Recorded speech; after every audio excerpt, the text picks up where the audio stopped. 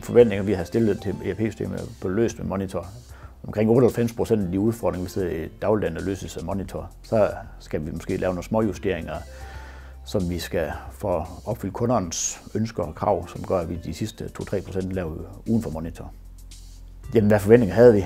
Vi forventede, at det kunne løse vores dagligdagsproblematikker, og de udfordringer, vi havde i vores gamle ERP-system, de blev løst i de nye.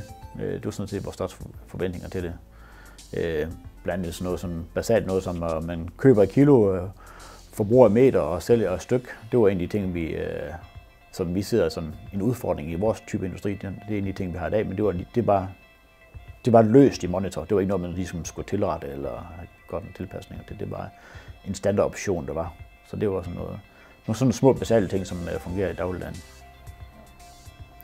Det vigtigste, vi har for husarbejde, det er, at det er en komplet løsning, at vi bruger det i hele huset, lige fra økonomi til forsendelse.